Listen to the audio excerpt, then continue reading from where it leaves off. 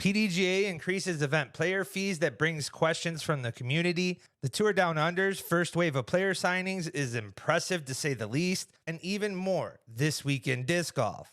Hello, all you disgenerates. It's me, Swiss Cheese. You guys know, the one with all the holes in his game. And I'm one half of the disc golf world, the nephew and uncle duo YouTube channel that's giving you all your disc golf news on and off the tour. And you guys are watching This Week in Disc Golf, where I cover all things disc golf from the past week. Real quick shout out and thank you to all those on the Patreon page for helping allow us to tour along with the pros, as you guys are certainly contributing to our channel's success. Our Patreon content is continuing to grow, so if you guys want even more of the behind the scenes disc golf world cuts, make sure to join.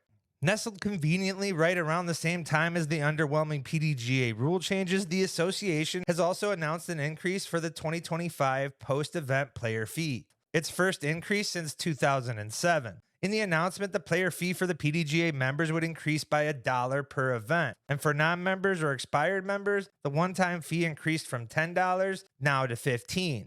The PDGA, in near expert PR speak, goes on to state, these adjustments support the rising cost of administering over 10,000 sanctioned events annually and will help us expand key offerings such as tournament director training programs, enhanced tournament management tools, and additional program upgrades in 2025. As players continue to feel the ever-tightening squeeze on their wallets with the justification of inflation yet again.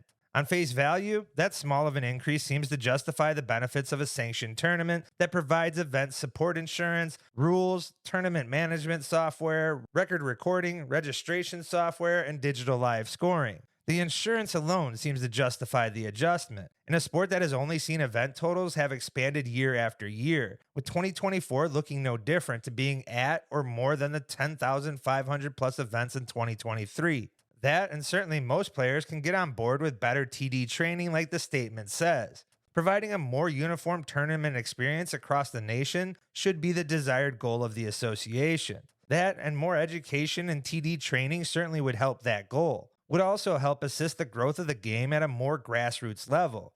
That, and it would be a far greater improvement from what members experience currently, that being mostly reliant by the surrounding community and TD, of course. That all sounds good on paper, yet like every other PDGA change or ruling certainly brings criticism, skepticism, and questions also. Others view this as a method to get more money in the TD's pockets, as the TD fee can now be equal to the PDGA fee. A reasonable question, especially as this raise ruling comes down from members of the PDGA who are TDs themselves. But trust me, guys, there's nothing to see here, folks, but a conflict of interest.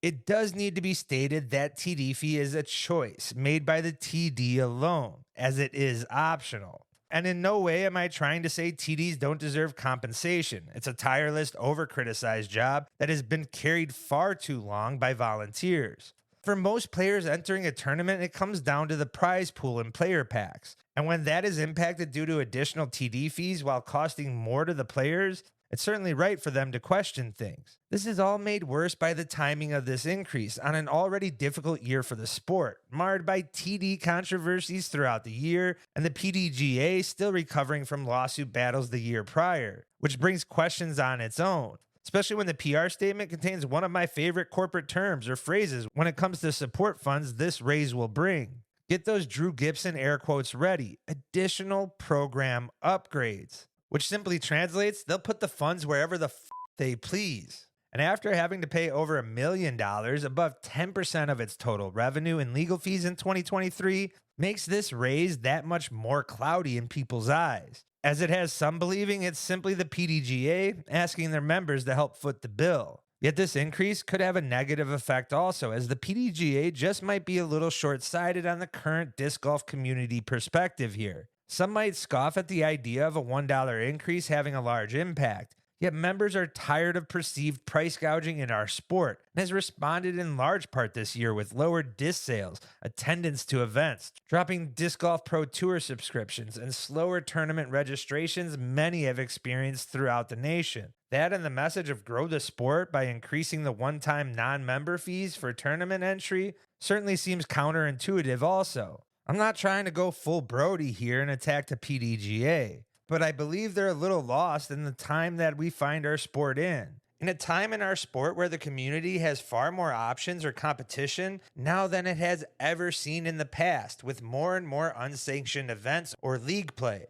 Sure, they don't provide the structure that sanctioned events do, but that's not necessarily a negative in its own right. Unsanctioned events are cheaper, less stringent, often more accessible, welcoming, better at building camaraderie and community for that matter, and at this point, more in line with disc golf culture. And for many, simply put, more fun also. That, and I'm sorry, PDGA, but no one really gives a shit about a player rating or the fact that you got rid of the magazine. Now, I can't argue. All the enhancements that the PDGA has undergone over the last 2 years has certainly helped advance the sport in its professionalization. But I can't help feel with all these enhancements, the PDGA has lost some of its character also. But look, this comes from an admitted lifelong non-PDGA member, as the organization simply hasn't done enough to ever entice me to join. And with these latest moves, only seems to be getting even further away from me ever having the opportunity to. And add the lack of a response when it comes to rule changes the members are begging for, certainly doesn't help either.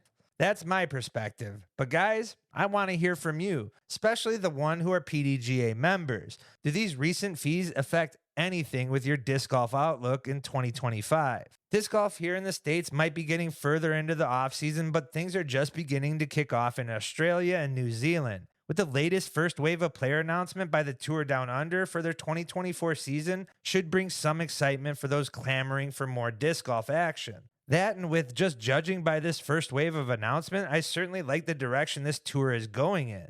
This tour spent their time getting their feet wet just last year, while also making strides this year in growing the tour and its global recognition, in large part by acquiring some buzzworthy personalities while also bringing players fans can root for. The highlight signing thus far is Aaron Gossage, a top 20 disc golf talent, will be competing with some of Oceania's top players. Gossage being such a budding personality in the sport is a huge get for the Tour Down Under team, as their roster expansion and this signing alone should attract more eyes to the 4-event tour. The announcements didn't stop there, however, as Taylor Diste Kosek continues to make waves in her short professional career as she makes the jump down under also. There's a lot of hype surrounding Taylor, the promising recent Discraft signed pro. Her athleticism and distance off the tee has already opened many fans' eyes, and her winning the distance competition at just this year's USDGC certainly helped. But she does have very few pro stops under her belt. A tour like this should help ease her way into a more full-time professional tour, though.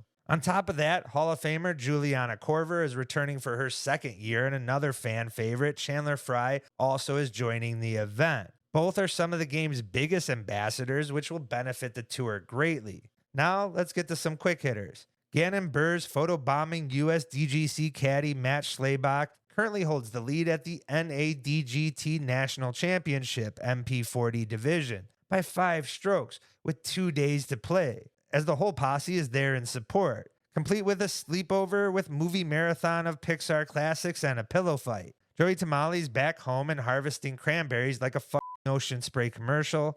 Casey White pops the big question, adding to the list of engagements this year. Big congratulations goes out to the two of them. While Evan Scott, Jake Mon, and the Carries hit a pop stroke, Joel Freeman got a mini golf round in with his wife also. While Nicholas Antala decided to get some tennis in. And to be honest, anything is better than any more pickleball participation shots. Silver and Kristen Tatar classed it up with a cooking class and some photography, while Ricky decided to hit up the buffet like Cousin Eddie. Drew Gibson's letting us know he's out there getting in some putting practice while also designing the nursery. While the biggest mystery in disc golf just might be who in the hell is sending Bradley Williams Belgium chocolate. Paige Pierce went out and listed Vanna for sale, her longtime touring van. Haley King is still fortnighting, and Adam Hammis might have gotten his buck, but played second fiddle to the monsters Jakub Semerad and Linus Carlson caught on separate fishing trips. And guys, that wraps up this week in disc golf. If you enjoyed and not subscribed, make sure to do so. And if you haven't already, hit that like button, comment, and share. Thank you. Follow me on discgolfworld.com. Buy the merch. Thank you.